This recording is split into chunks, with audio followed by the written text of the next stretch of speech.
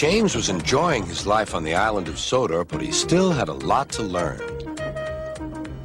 "You're a special mixed traffic engine," said Sir Topham Hatt. "You can pull coaches or freight cars quite easily, but you must learn by your mistakes."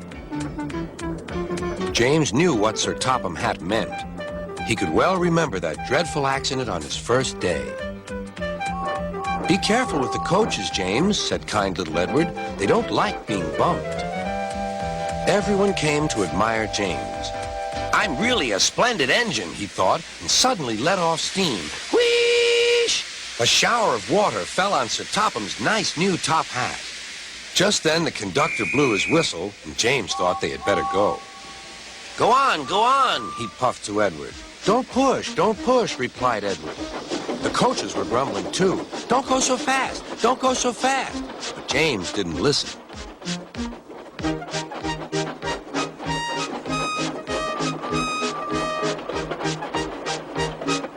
When at last they stopped at the next station, 2 coaches were beyond the platform.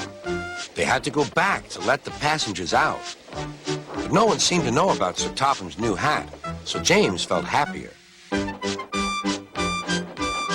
Presently, they came to the station where Thomas was waiting with his 2 coaches.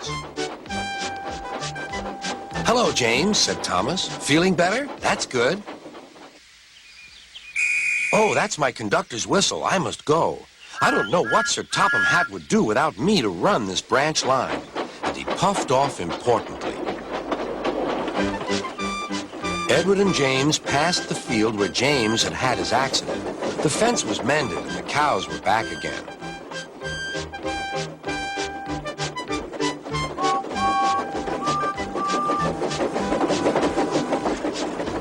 They ended their journey and rested before setting off for home. James was still wondering what Sir Topham would have to say about his new hat.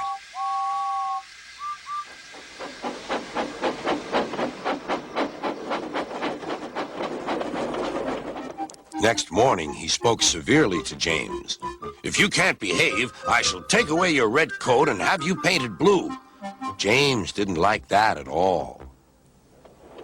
He was very rough with the grumbling coaches as he brought them to the platform. "Don't talk. Come on." "Gordon never has to fetch his own coaches," he thought to himself, "and he's only painted blue." To make James even more cross, this time no one came near him. "I'll show them," he thought. "They think Gordon is the only engine who can pull coaches."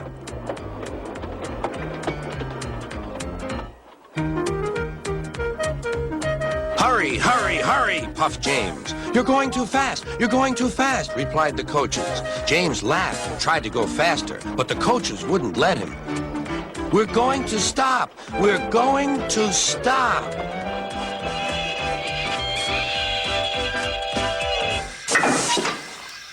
What's the matter? James asked his driver.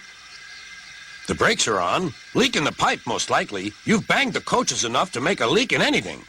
How shall we mend it? Said the conductor. We'll do it with newspaper and a leather bootlace, replied the driver.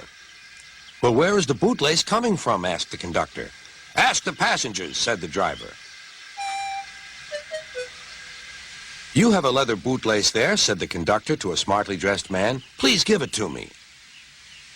I won't. Then I'm afraid the train will just stop where it is. The passengers all said what a bad railway it was. Then they told the man how bad he was instead. Everyone was very cross. At last, he handed his laces over.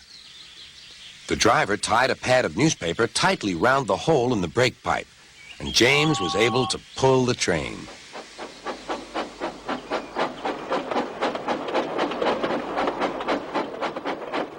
But he was a sadder and wiser James and took care never to bump coaches again.